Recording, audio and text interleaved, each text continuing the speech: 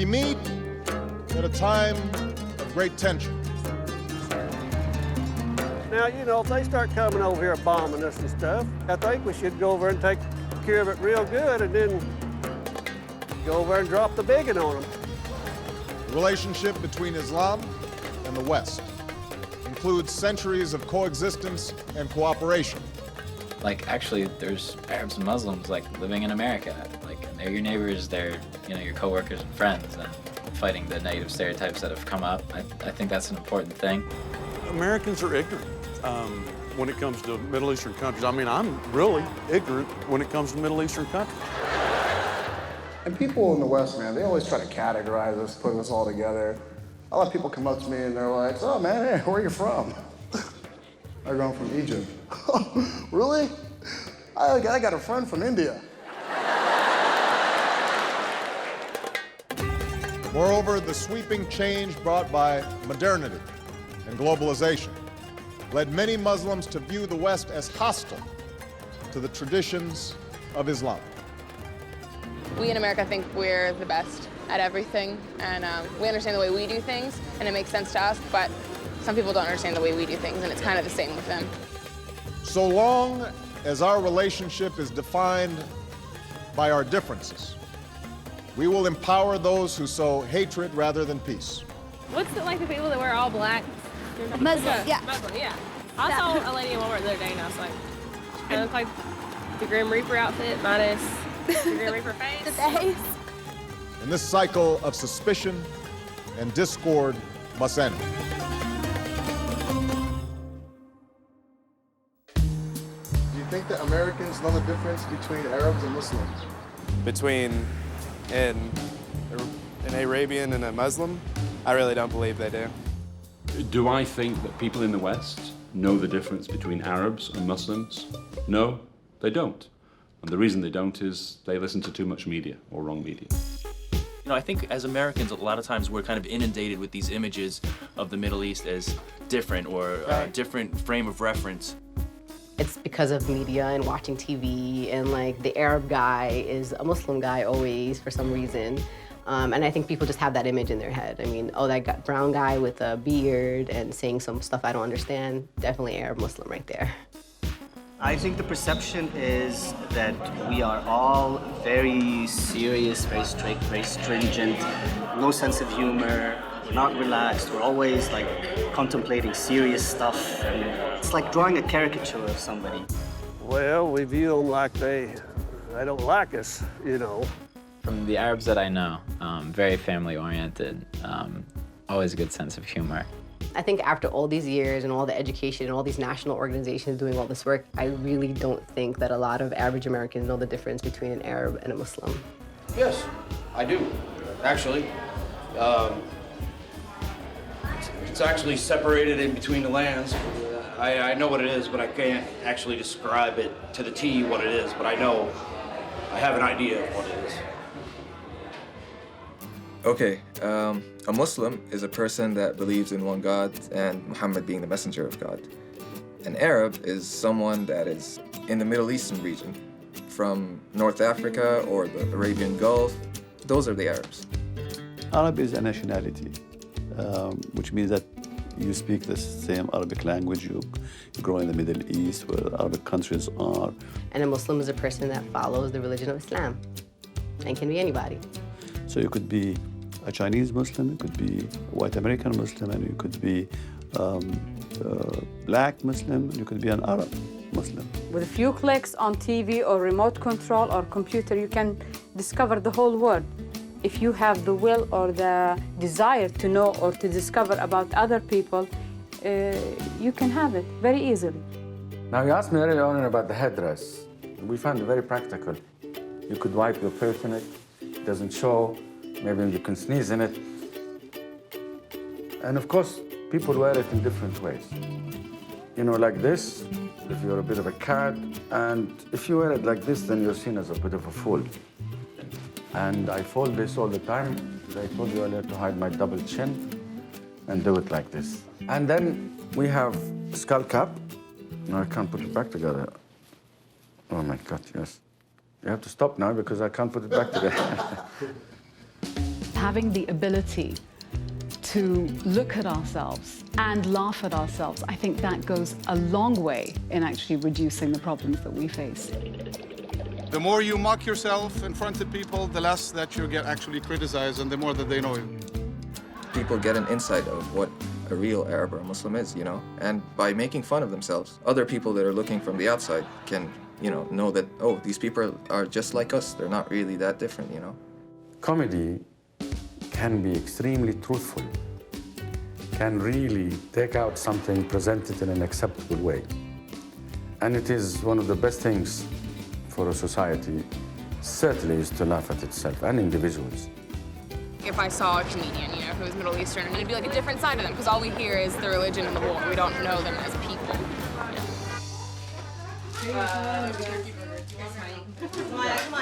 Come here, just jump in. No, ladies first. Ladies first on Mother's Day. Come on, this is your one time you guys get to eat before the men.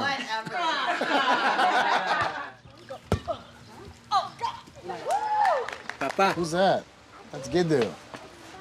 It's Giddu. Papa. You want to hear a really bad joke?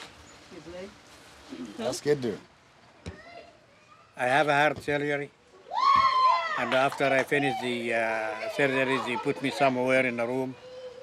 I was in anesthesia. And I just wake up a little bit. Just to open my eyes, I find about 3-4 beautiful nurses around me, like an angels. And I ask one of them where I am. And one of them answered me, I see you. I tell her, I see you too. It's not funny, huh? I have a very dirty one. In the Middle East, we don't even understand basic joke construction. We don't get it. Like in the UK, an Englishman, an Irishman, a Scotsman, that's a joke. To us, that's a hostage situation. Stand-up comedy, actually, it's difficult to even use that phrase in Arabic. You have to explain it in more than 10 words, but in English, it's just stand-up comedy. Nobody has the concept of a guy standing, telling jokes, making it sound like he's just talking to people. And I hate flying because my name's on 9 lists. I Googled my name and it matches the name of a guy in the Middle East who's a terrorist. I think he's in the Middle East Googling me going, there's this guy in America, man. People go up to him, hey man, you're so funny, tell me a joke. I'm not the comedian. I'm a terrorist. Want me to prove it to you? I'll blow myself up right now, I swear. People hear nothing but negative stories in the media about the Middle East, so like you say, what's best than to laugh at ourselves? How's it go? You laugh at ourselves, the rest of the world will laugh with us. We'll laugh with us. Now we're about to take you on an experience through the Middle East. See, right now, our generation has the opportunity to celebrate culture through comedy, which has always been a part of my life. I'd like to invite you to join me and an international group of comedians to help share perspectives on our global community. All in English and international comedians? I have never heard of comedy in the Middle East. I wonder if they actually do have comedy. I think there are certain things that are probably funny no matter what culture you're in. I mean, people falling down. Well, they need a little laughter over there, that's for damn sure. Why do you say that? Well, they always seem like they're soiled up about something. These things were never happened. These kind of shows, like if you go back to the 80s, they were not accepted. My time, this is everybody poor. Just no chance for it. How come you want to be joke? It's not easy. I ain't that smart on things, but I do know laughter is better than crying. I don't know how well they would take it, though. They don't accept to American culture that well. Well, hopefully it will open up, but to me it sounds like it's not going to change. Because who is going to touch the president of a country? There's no way. And of course, profanity is out of question.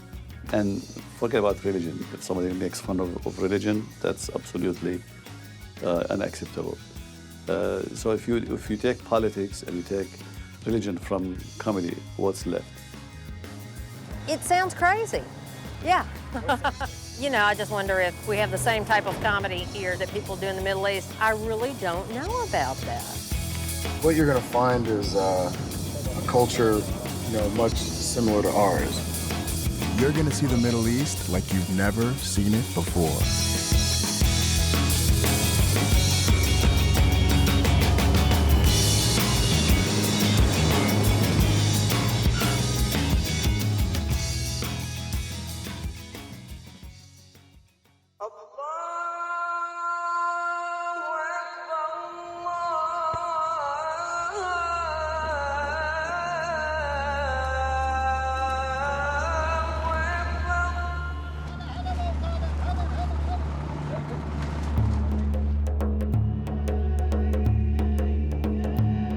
Dubai is a little bit more of a upscale, lavish lifestyle. It's a lot more calm and peaceful. Everything's brand new. I mean, Dubai technically is about 10 years old as far as the structure and the architecture is concerned. So 10, 15 years ago, most of this place was desert, all desert. But after its rapid growth, Dubai became a business and financial center for the Middle East and international markets. My friends back in the States, they think, oh, Dubai. Oh man, I hear gold is just dripping off the wall. Like it's raining money if you stick your tongue out, it'll just... A lot of expats here in Dubai. You have Indian, Pakistani, Filipino, Lebanese, Egyptian. You have Emirati, you have your Australians, your Brits, Italians, Eastern Europeans. It's really the melting pot of the Middle East. I know you guys don't relate politics or religion, but no fucks, no shits. No dirt, no, just keep it clean. Squeak, like if you were doing it like a Tonight Show. Not even shit. I wouldn't wouldn't do shit. I wouldn't do shit. I wouldn't even do shit. Just I do it for the Greek church gigs, they don't say nothing. And treat it like you're doing it like a Tonight Show set. Okay. You're gonna get like little older conservative people in the crowd, and then you get like the younger people Shakes, who want to hear VIPs, that stuff. This is a part of the world where saying the wrong thing can be taken very seriously. Is that something you're worried about? Not anymore, because I learned my lesson last year. I told a joke that got me banned in Dubai for a year. It's a schizophrenic place because you walk down to the beach and you'll see Muslim women wearing hijab. Then you'll see European men in Speedos.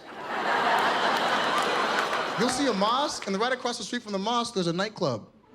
So right around 8 o'clock every night, all you hear is Allahu Akbar,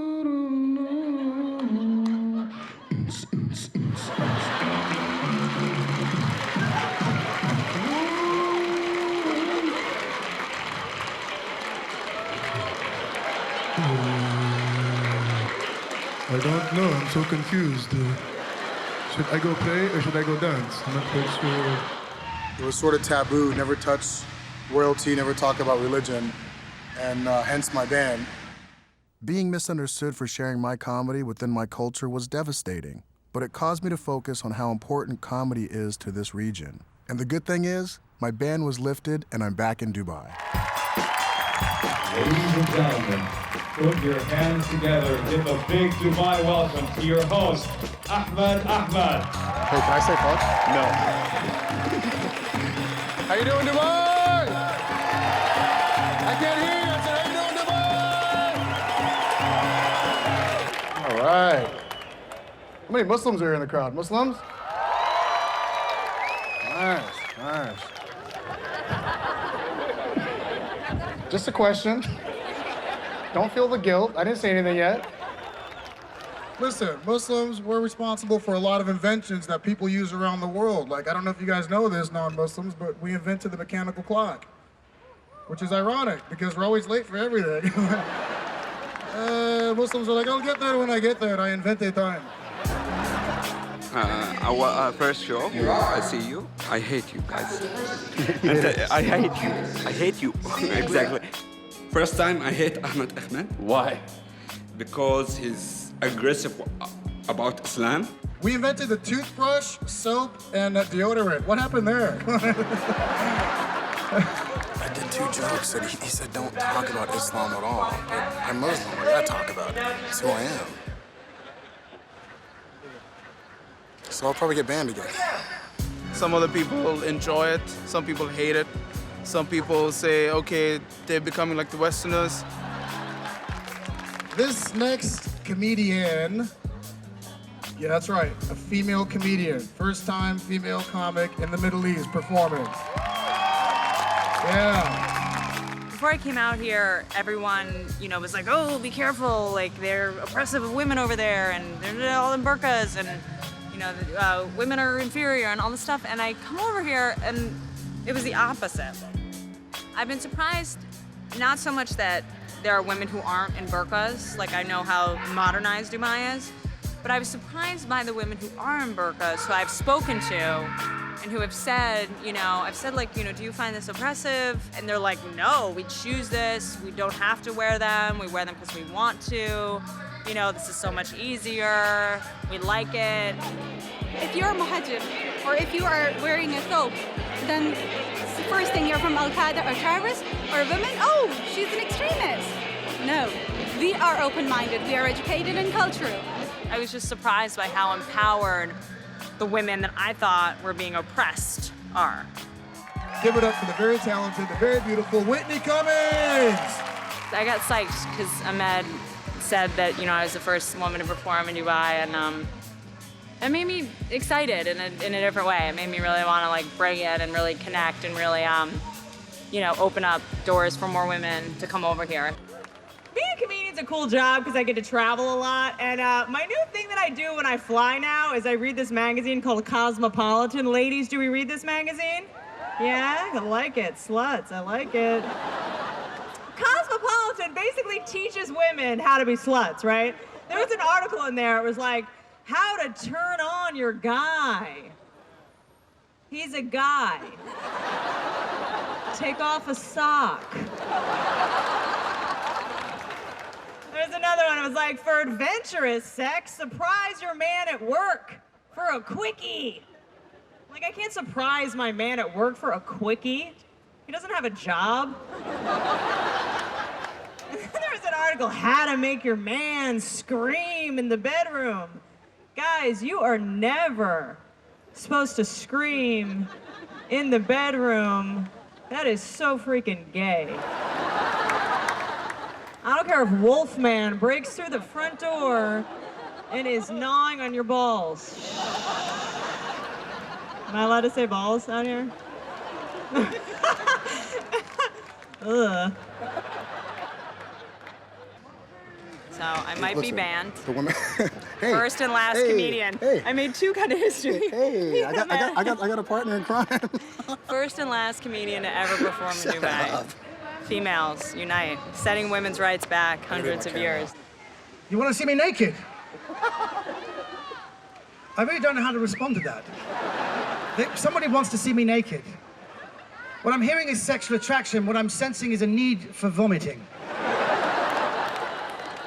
Ladies and gentlemen, again, if anybody knows me, everybody knows that I'm actually a very serious person, and I do believe in social. I will. Give me a second. I'll get the boobs out. I'll get my cock out. I don't give a shit. But first, I want to please my Dubai audience. I want to see his dick. Yalla, get his dick out. You already said? What? He said, I'll get my cock out. He just said cock like rooster though, right? No. Yeah, rooster. Rooster's awesome. Listen. Ya Allah. Oh my God. Thank you very much. Good night.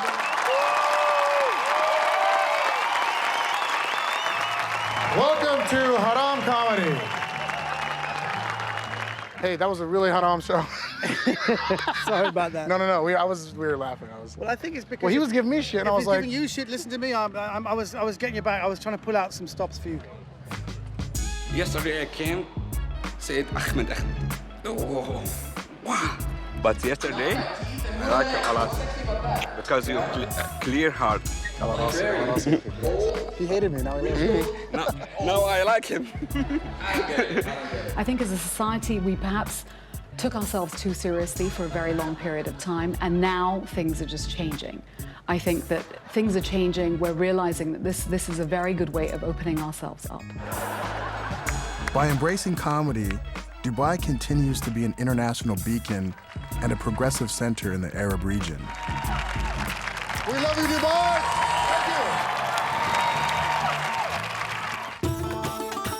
Now we're off to Beirut, Lebanon, where anything goes.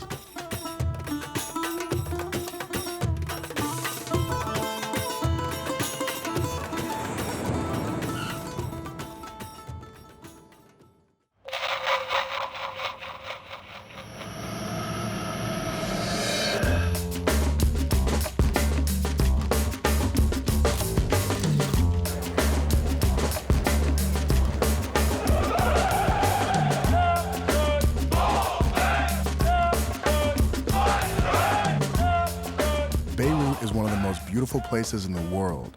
Nearly 5,000 years old, it's the cradle for both Christianity and Islam. In the past, it's been devastated by wars, but Beirut's time of peace is cause for celebration. And let's face it, nobody celebrates like Beirut, Lebanon. How you feeling, Beirut? Come on, you can do better than that. Let me hear you make some noise, Beirut!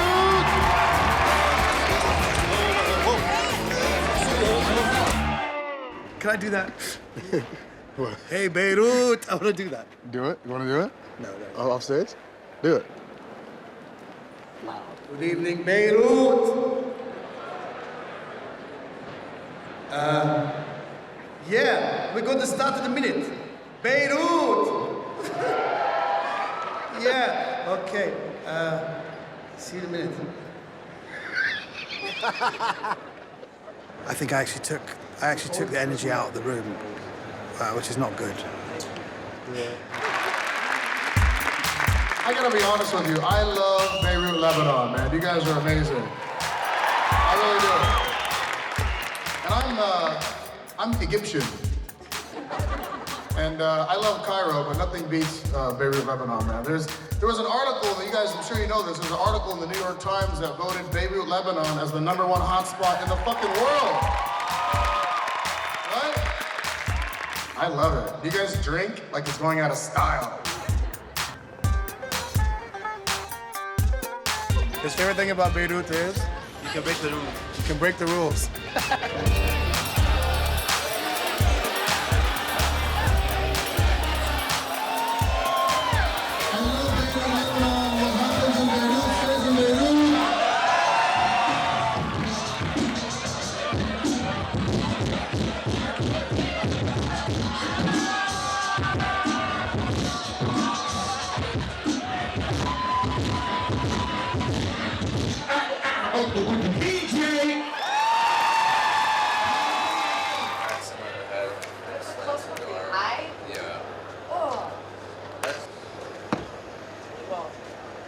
What happens backstage, a lot of excitement. Yeah, this is the calm before the storm. This is it. This is what happens backstage before people go on stage. All right. Rock stars are banging 2-3 chicks at a time, and I'm playing with a stress ball. Well, we've been traveling around the Middle East, which has been really cool, but the problem is, except for Beirut, Lebanon, there's a big censorship issue. Beirut was totally different. The first time I got to Beirut, I asked the promoters, is there anything we can't say in Beirut? He said, I swear to God, Ahmed, say whatever the fuck you want, okay?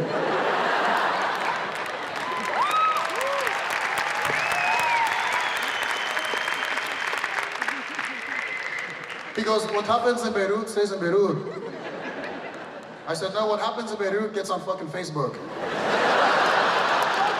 I think this area is just learning how to laugh at themselves because of the intensity of their reality. Yeah.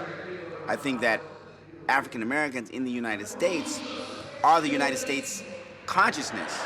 So we can talk about the oppression that we've experienced. We can talk about white people in front of them because we're sort of like an outlet for them. There's still some parts of the world that they're not used to having people make fun of them. So Lebanon is always a refreshing place to be because you can joke about anything. I gotta give it to Obama. I love Obama. See, the thing I like about Obama is his speech style is so much different than the other African American leaders. I'm telling you, the other African American leaders, their speech style was a little different. So give it up. I'm going to show you an impression of the African American leaders before Obama.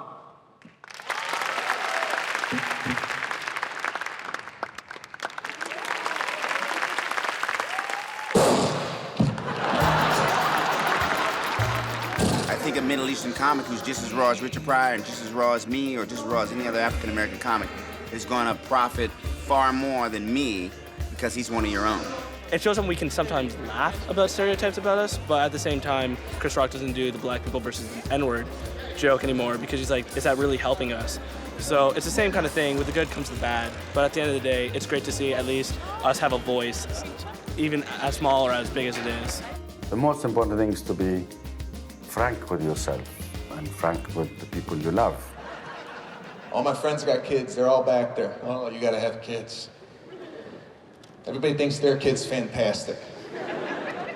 I got friends that bring their kids over to my house. Listen, I don't care what your kid could do. You're like, oh, Julie, show Sebastian the face you make. Show the face you make. I don't give a fuck. You ever get, here, look at my kid. For what? Why are people showing you the pictures of the kid? What's the response? Oh, it's cute, right? You never go, look, what the fuck? What the fuck is that? You told him where you went today. I did. You went to the mosque. Yeah, I know. What he told me.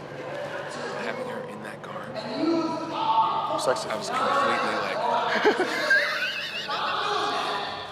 intellectually, like there's reasons why they wear it and all that. I got it, the real reason why. You got to talk about that on stage. When I get home, I'm gonna have my wine. I can't talk about that on stage. Yeah, dude, you can say whatever you want in Beirut. I said I'm gonna call Hezbollah on stage. Right.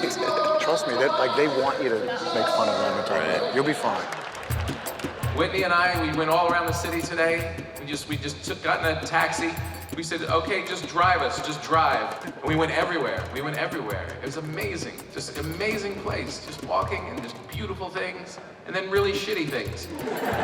And then really beautiful things, and then really shitty things.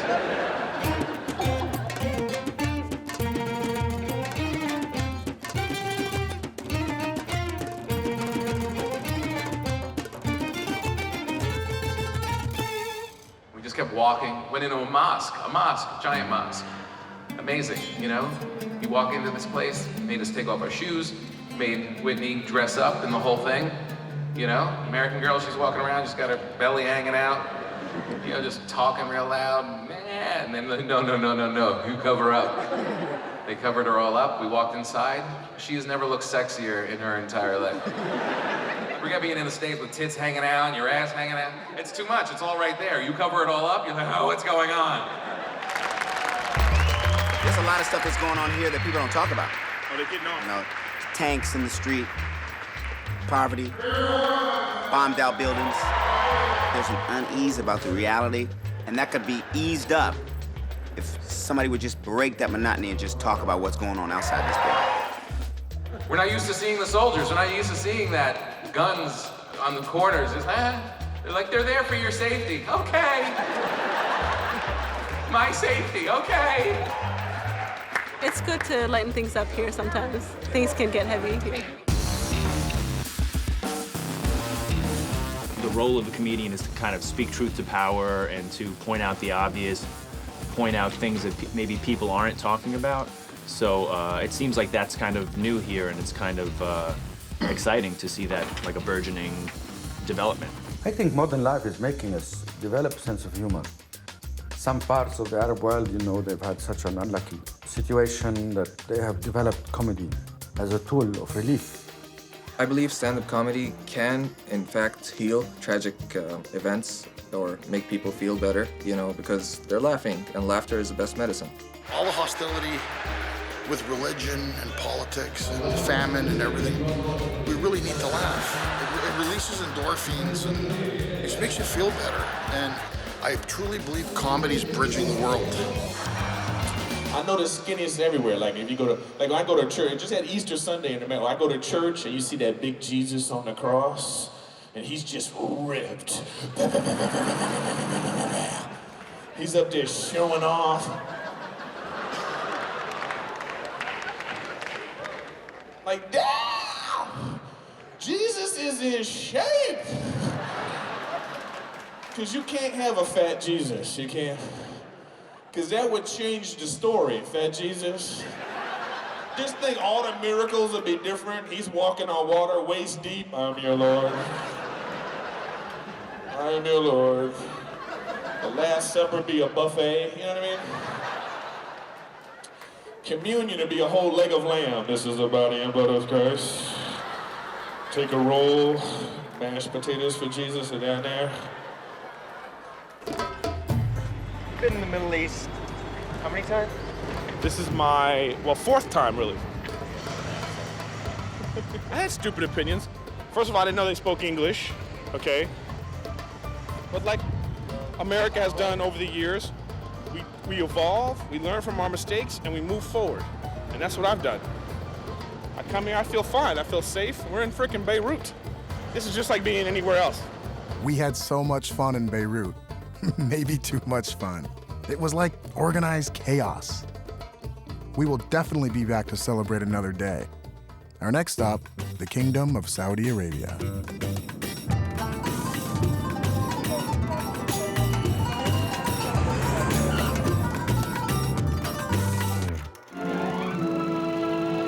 $11,000 miles from San Francisco. 8,000 miles from New York. There lies a primeval desert, a mass of drifting sand and sun-baked earth 1/3 the size of the United States. A place of ancient glories, unknown and isolated. Monotony and poverty were the common lot.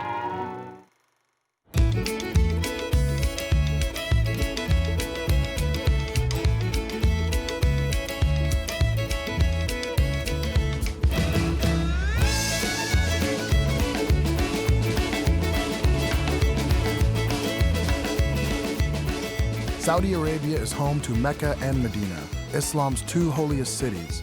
The Mutawa, Saudi's religious police, strictly forbids public entertainment of any kind. Of the 24 million people who live in Saudi, the majority are under the age of 25. This young modern generation is creating an underground arts and culture scene which is changing the way Saudi Arabia interacts with the rest of the world. Tell us the thing you love most about Saudi Arabia. I can tell you one thing that we hate. We get a driver. It's really hard. You get a driver. We get a driver. What do you hate about it? That we can't drive. You can't drive. You cannot drive. It's a paradox. Are you here on an Ahmed visa, by the way? I'm sorry? Are you here on an Ahmed visa? No, just normal consultant. We're consultants. In Saudi, you can't come as a performer. You come as a consultant. It's okay. It's okay. It's okay. Class. Hey. Okay, class now. Comedy shows in Saudi Arabia, it's gonna be the greatest idea, the greatest thing ever. There is no cinema. There's nothing to do. Somebody's just saying, we don't know what is stand-up comedy or what is these things. But when they attend, yeah, we should have it each week. We got a sold-out show tonight. It's pretty cool to have a Harley-Davidson motorcade escort you to a comedy show. But that just goes to show that people are excited about comedy.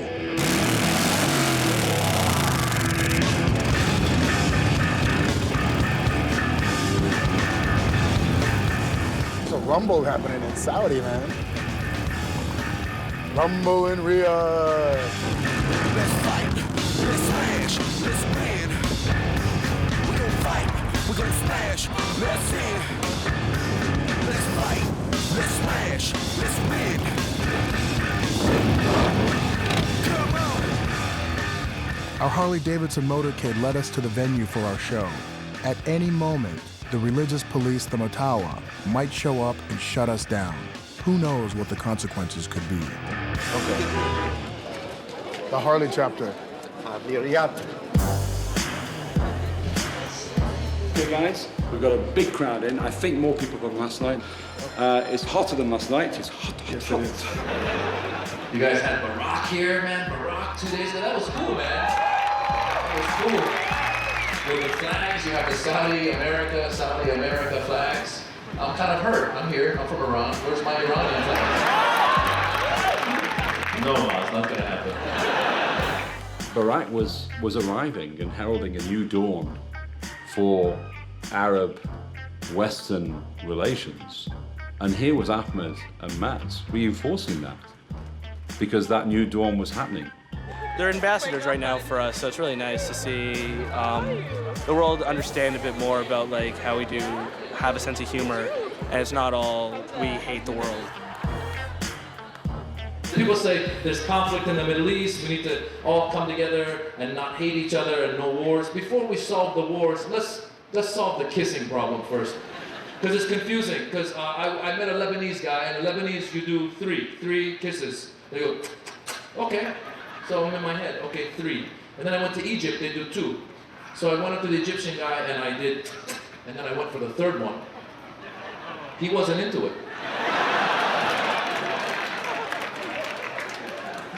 I went. And he's like, oh, what's wrong with you, Habibi? I was like, no, come on, just one more. You get in trouble. And then you Saudis, you guys do 1, 2, and then you just start doing a lot.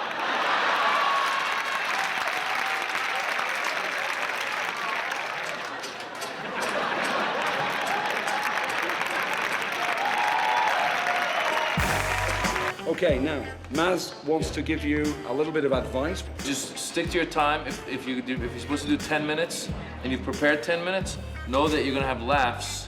So you're gonna only need to do 7 minutes. Less is more. When you feel that energy, just thank you very much, because people are gonna be like, I want to see more. So leave them wanting more. The youth of today, the 18 to 25-year-olds who are struggling to find an identity in a world which is changing for them very, very radically. Their generation is very different. What they're facing is very different from their parents or even their older siblings. So the Bluetooth, so they capture each Yeah, other? like in Saudi, for instance, and even in Dubai, you'll see the guys and girls walk past each other in the mall. Yeah. They pick up each other's numbers. That's how they flirt. And then they say, hey, You what's can your kind of name? just shoot your number to somebody? You can just shoot. You Bluetooth, can yeah. walk by somebody and just Bluetooth them, Yeah. and they'll grab the number, and that's how they can. I know that before they used to throw the note at each other. They used to throw the numbers. You can't walk up to somebody and say, Flick "Hey, the give me number your out. number." It's not like cool, right? Forbidden. It's not forbidden, but yeah, it's Frowned upon. disrespectful. So the kids walk by each other, they Bluetooth each So other. they just got Bluetooth technology. Yeah. How many married couples in here? Married? How many people are dating? Gotcha. It's definitely hold on. No, because when I said how many people are dating, I saw a bunch of people like, oh shit. No, don't look here. Oh my God, he's looking here. Turn off your Bluetooth. Turn off your Bluetooth. That whole Bluetooth thing you guys are up to? Shady, I gotta tell you. But genius. Just walk past each other.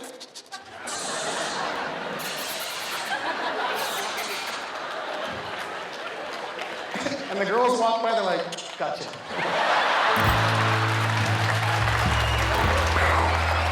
Before, it's not allowed to have lots of people saying comedy about politics and talking freedom, but right now it's become more free and people start to speak loudly. Cool, we all knew people who were very funny people, but never was it organized in a way with an audience. And the greatest thing is that it influenced a lot of locals to become. What do your parents think about you wanting to do stand-up comedy? Have you told them? It was hilarious. My mom was like, so you want to be a clown? Well, you stand up, you say some jokes, so you're a clown. You just put the red nose on and just that make people laugh. I was like, no, it's different. If your kids ever came to you one day and said, Mama, I want to be a stand-up comedian, would you let them? I'll kill him. Why? As I said, it's not a future. We need money in order to live. I got my Uncle Stavo. my Uncle Stavros. He doesn't understand what I do for a living. So what do you do? I tell jokes. Really? Yeah, I tell jokes. You think I was born last night? Our parents don't know comedy is an option, it's lawyer, doctor, engineer kind of thing. So when they see that, oh wow, there's these shows and you can do this and you can have fun, I think that people see that, oh, this is possible. And that's, for me, exciting because for us as comedians, when you reach a certain peak, you want to start trying to help out other comedians and bring them up, and because we're not going to, we can't take all the spotlight. It's great to bring professional comedians in, but what about the homegrown talent? It gave me, first of all, inspiration, and second of all, hope. I was born in Saudi, and I was raised in Saudi, and the way I drive, I'm probably going to die in Saudi. I mean, Saudi Arabia has one of the highest accident rates in the world, and we managed to do it without the alcohol. Think about that. We're in Egypt once, right? Me and a friend, and we hail a cab. We're driving in the leftmost lane of the road, and he decides to make a right turn with no signal. And he says, look, son, I am driving before you were born, okay? I have this theory. If you use signal, it's like you're telling your enemy what the next step is. At some point during the first show, I almost forgot that I was in Saudi, because this is something, I go to a lot of comedy clubs, and this is something I'm used to doing in the UK, something I'm used to doing in the US, just not in Saudi. And then the next thought is, no, we are in Saudi, this is awesome. There's been a watershed now, because I just saw the other day we had the first lady Saudi stand-up comedian, which is something that I really thought I would never see. I haven't seen enough Arab women doing comedy, and one of the things I would really love to see is I would love to see more women in hijab doing comedy. I think that would be so inspiring to so many young girls around the world, not just Arab and Muslim girls, if people saw that. Hanouf's show as the first Saudi female comic was performed in a venue we weren't allowed to film. It was a packed house. What a truly historic moment. I know this is gonna go further, and I hope I do get a chance to do this more, because honestly, being on stage with Ahmed Ahmed and Maz Jobrani, it was the best experience that I ever experienced. Like, I can tell one day my kids, and who knows, my grandkids one day, and telling them, yeah, your grandma made history. There is no doubt one is very happy whenever women can do something different that is, of course, sensible and positive. In societies where women had less opportunities, and participation in all activities that are good for the society should be very much involving women. It's my first time here in Saudi Arabia ever attending this show, and it's been amazing. It's fabulous being here because, first of all, it's secondly, it's an easy environment from your daily, because you feel like, working always, and seeing Saudis always covered, no laughing. If you look at people and smile, that's weird. So here, people are fully laughing, and this idea of bringing these smiles down to Saudi Arabia is amazing. This generation has the answer. My eyes were open to a world I could have never imagined. It was so inspiring to see their appreciation of comedy and laughter. Now we're on our way to Egypt, Dunya, the mother of the world, my homeland.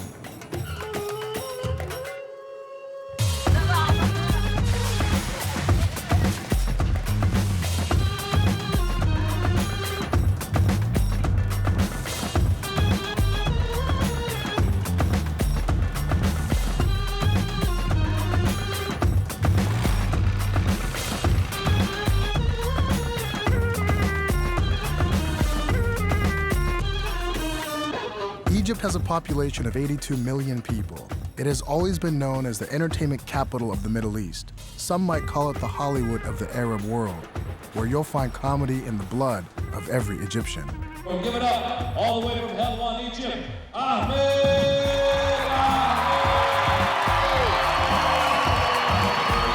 How you doing, Cairo? What's up? How you guys feeling up top? You guys get up here?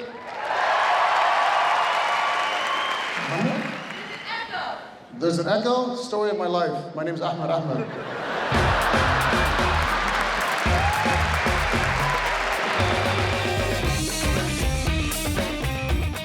People in Egypt are fun, they're charismatic, they're crazy. Not so much normal, but they're fun. Funniest people? I think everyone's funny, but I think the funniest people are Egyptians. Yeah, the Egyptian. Egyptian. I'm foreign people. I am foreign people. Welcome to Egypt. I host server. They have a way with people, they just get along so easily with everyone. She said I have to pay 2 tickets to go to the pyramids. Whoa. That's too funny, man. You ticket? Okay, baby. 1, 2, 3. Okay. Give So it's 2 tickets. I love it, man. People here are thirsty for laughter. They're always laughing at anything, you know? Laughing at themselves, laughing at what happens to them. They just laugh. They love to laugh. Like they say in Arabic, دم خفيف. Light blood. Cab drivers in Egypt, first of all, are the best material for jokes. We're in a cab, we pull up to a red light, and the guy just flies through it, okay? We look at him, dude, what are you doing? بتعمل ايه? He's like, ما تخافش, أنا professional. We get to the next red light, and it's like, dude, what are you doing? He's like, I told you, أنا قلت لك خلاص ما تخافش, أنا professional, سيبها عليا. And then we come to a green light, and he stops. Yeah? What are you doing? بتحبب ايه انت؟ يعني المخاطرة تقف وحمرا تمشي. He's like, ممكن يكون في حد professional جاي من There's not a spot that you can go into in Egypt where somebody doesn't have a joke. There's just so much comedy there because there's so much just foolishness and silliness going on. So I think it's something that definitely is inherited in the people. But that guy in the cab, there's my man again. Assalamu alaikum. Hello. Drink? Allah khalik. See, he wanted to give me his juice. How nice is that?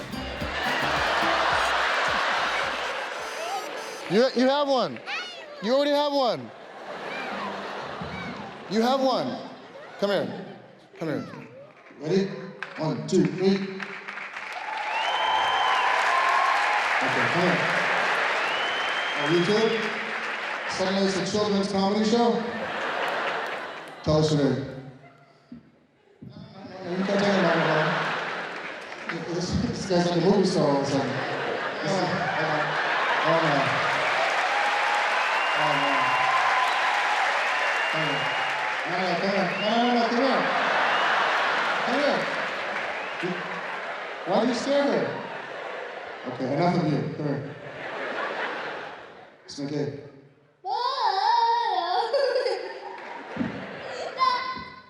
Security. Sorry. No.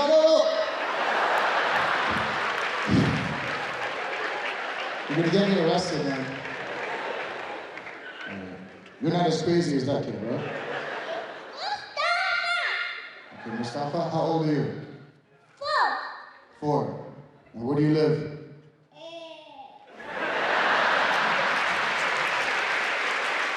Okay, listen. Tell us something funny. Funny?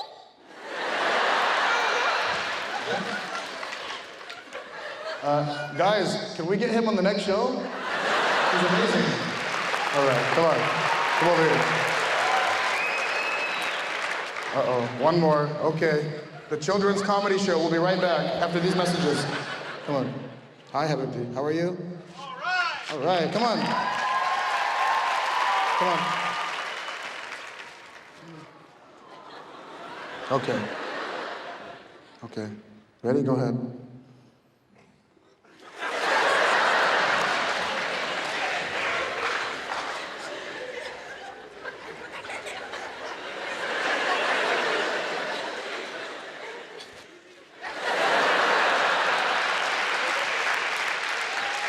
You done?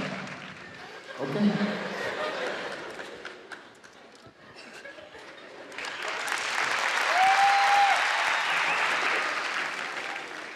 Does anybody own this child?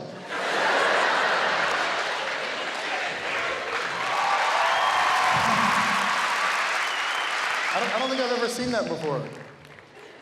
The children just taking over a comedy show like that. But only when I'm on stage. There's like a secret going on here, huh? Ahmed's on stage. Go.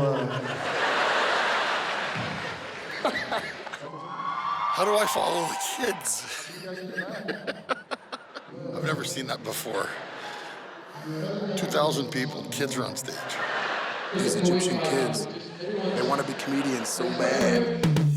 أنا دايما بروح وبقى أرجع أشوف اللي قدام واللي ورا. في أحلامي أنا السوبرمان اللي عايش في كل مكان من غير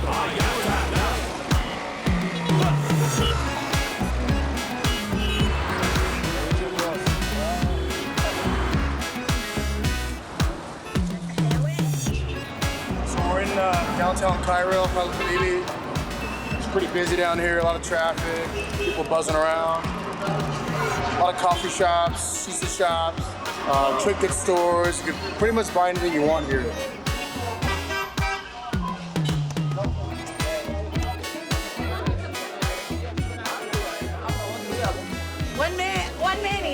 One minute. Hey, Alibaba. الواد قلبه بيوجعه عايز حد يدلعه الواد قلبه بيوجعه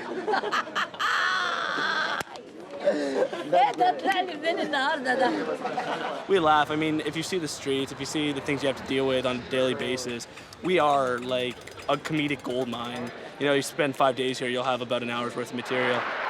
I love watching Egyptian men pick up on Egyptian girls.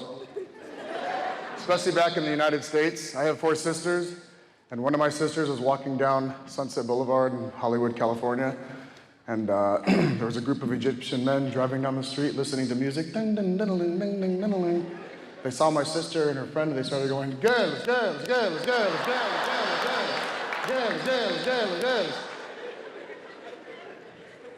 What if it works? When the girl goes, yes. Girls, girls, girls, girls.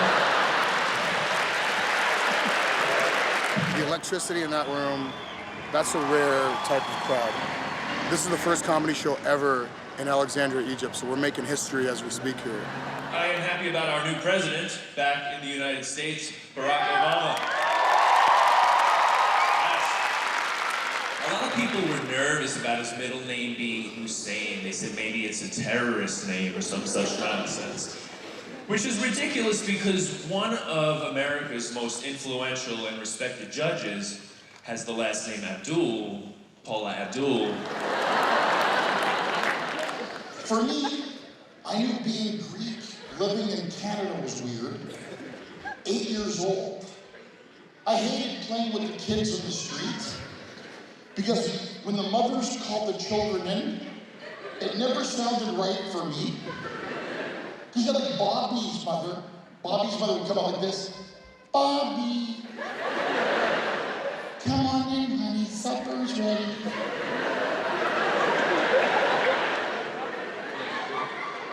Then you have my Greek mother, curlers in her hair, wearing a robe, smoking a cigarette, bunny slippers missing in here, holding a broom, looking like Braveheart.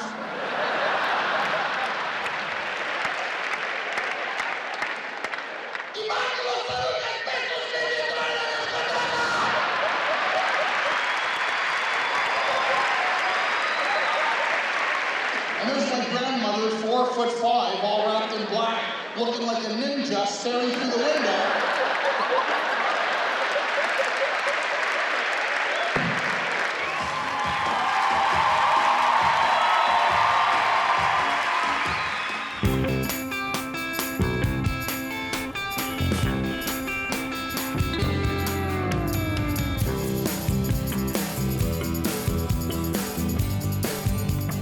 I'm in awe of these pyramids, man. It's so weird because you're driving down the street and then boom, there they are. And you're like, wow, man, I can still see Pizza Hut. I saw Pizza Hut and I'm thinking I'm getting hungry for a pizza. And then, wow, there's the pyramids. So, what is that? That's a headscarf for your head. Oh, For wow. me? You want a crystal? You're honorary Arab, dude. Honorary Arab? I gotta buy this stuff. Angelo. Yeah, like this, man. Angelo of Arabia. I'm here to treat my people, but first, we must go to KFC. I just wanted to get a picture with a camel. Hold on. Yeah, you're gonna break that camel's back, bro. The camel's مسكين. جمل ده يعيط.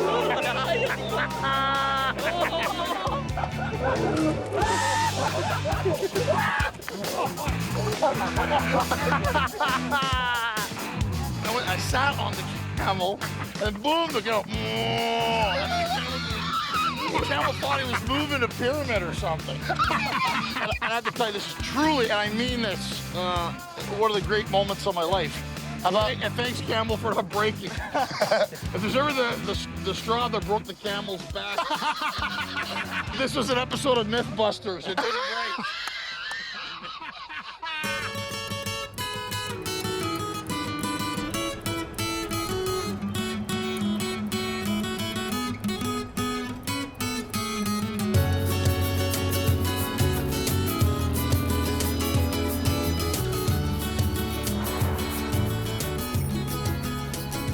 Every time I visit the Middle East, it gives me a great opportunity to see my family in Helwan, just outside of Cairo. It's from here that my parents sacrificed leaving their homeland in search of a better life. When we came to the United States, I did miss Helwan, I miss my country, and miss everybody there. It's completely different.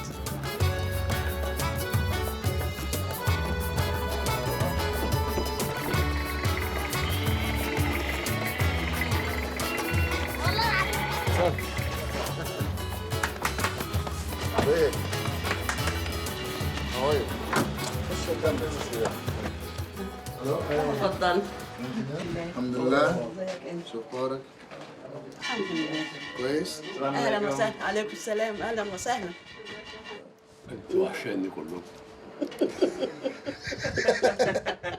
انت عارف بقول لك ايه؟ وحشاني؟ وحشاني. Of course. Miss you. I miss you too. ماما. ماما كويس؟ كويس الحمد لله. كويسين. سمية سمية كويس كلهم كويس. الحمد لله. You can't follow. I'm following the site also. This is my car. I'm my personal email. Amazing.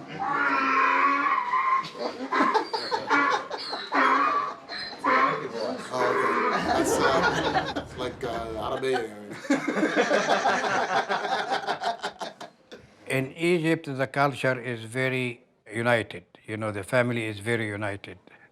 In the town I was live on, it was only in this time was about 4 families living in this town. My family, my wife's family, and other 2 family, big families. It was very safe. You can leave your house gate open all night, nobody bother. People very, very friendly, you know. This is where my father grew up. This is where he lived. And he met my mother, and they got married, and they moved to America. And this is your aunt's dinner.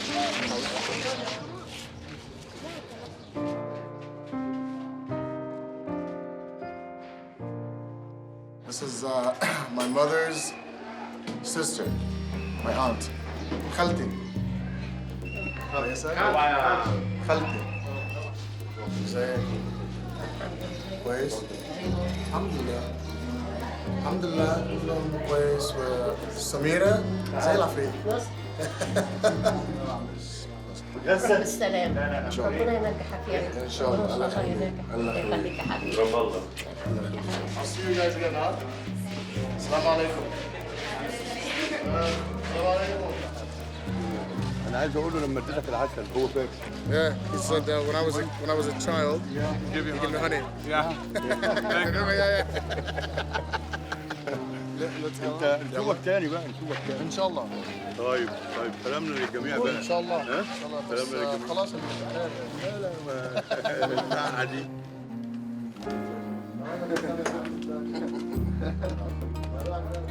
I'll see you again soon إن شاء الله. يعني آسف عشان يس خلاص خلاص.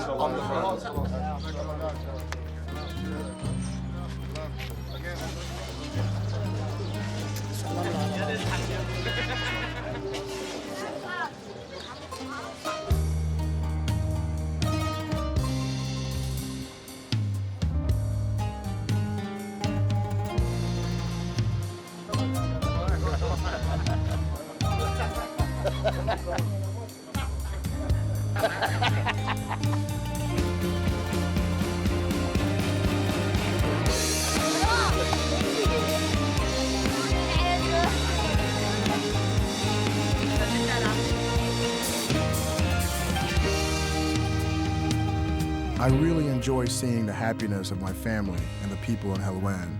It makes me truly appreciate my roots and the values that have been passed on to me. It was a good time, you know.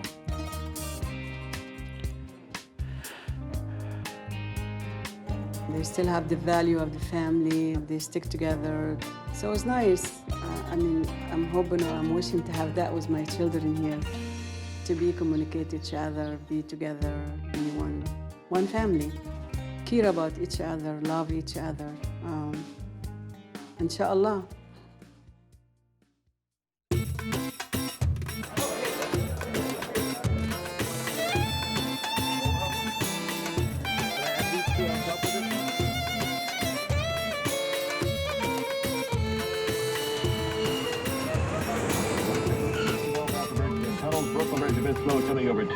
Here we are in New York City. We're in a yellow cab. The journey continues. From the Middle East to the East Coast, the journey continues.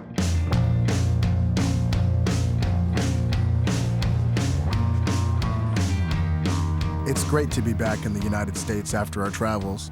I'm really proud to be Arab and American. If it weren't for American stand-up comedy, our experiences would not have been possible. We want to show you how Arab culture and comedy are being celebrated here in the United States. I'll be sharing the stage with a couple young, up-and-coming Arab-American comedians. Don't you hate it when you're trying to get some sleep, but the people next door to you are just doing it real loud? These people have no consideration whatsoever to anybody next door. I'm sitting there tossing and turning, being disgusted. I want to go knock on the door and tell them to stop, but I can't because they're my parents. So, yeah. I love being an Egyptian from Ohio. I'm just gonna say that. Because I was actually exotic to people in Ohio. Because when I moved to New York, nobody gave a shit.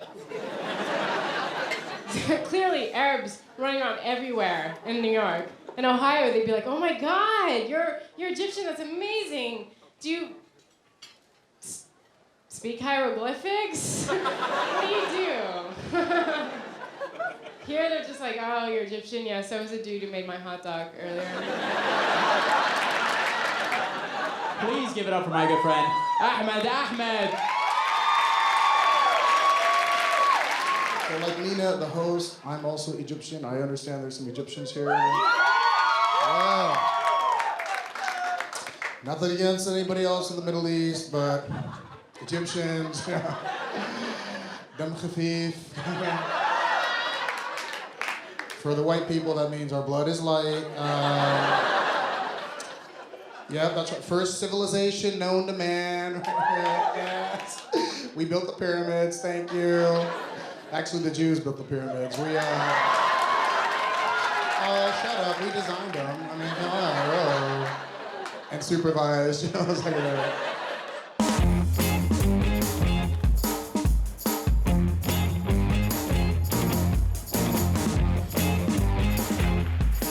Between Staten Island and Manhattan, ferry boats ply all day long, carrying passengers, automobiles, trucks, and bulk freight. From the deck of one of these boats, one may catch a glimpse of the great Statue of Liberty, a figure that has stirred the emotions of countless immigrants to our shores. We took a ferry ride, and I was recognized by a fellow Egyptian American. Sabri, Ahmed Ahmed. What's your last name?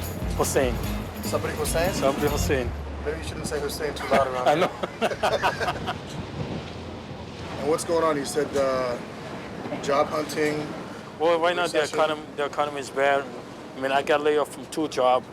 I used to work day and night, but I got laid off from both of them. Now I'm doing job hunting. I'm crossing my fingers something will comes up, you know. Inshallah. So last night we did 2 shows. There's a show tonight and a show tomorrow night. And I wanted to invite you to one of the shows. I really appreciate it, and I would love to come to see your show. Thanks, brother. Okay. I never told in my life that I'm gonna see Egyptian comedian. It's gonna be in the United States. It makes me feel good, you know. Somebody from our country, you know. So, any Muslims here? How many Muslims are here in the room?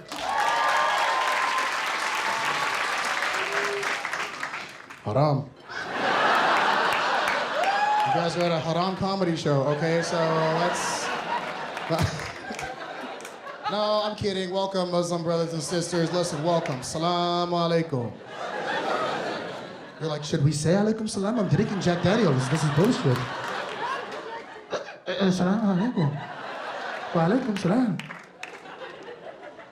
Went to Dubai, and Dubai was cool.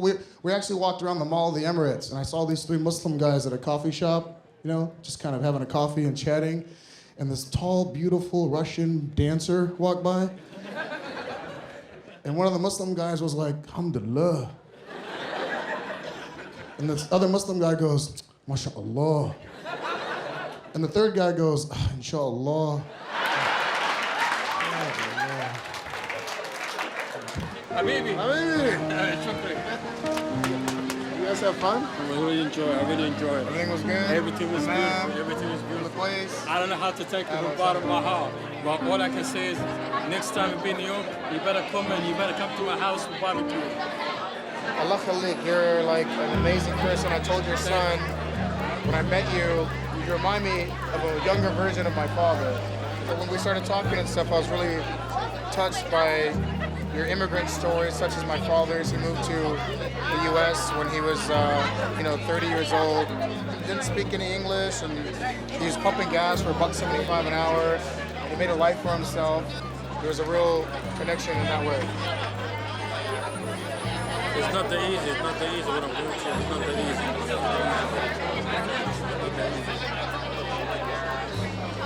I never give up. Waqiyat Allah, I'm going to pray for you. Allah.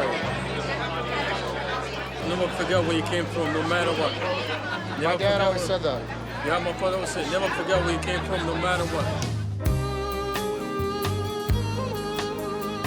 You've got to have the ability to engage in creative laughter in order to live amid difficulties and tension. If you can't laugh in life, you're a very miserable human being. And I think a great deal of truth often comes through laughter. And some people have developed the talent to get this truth over to many people by laughing the truth into them and out of them. So that I think humor is most important in getting at truth and getting people to understand, and often to rise above the despair which can surround them.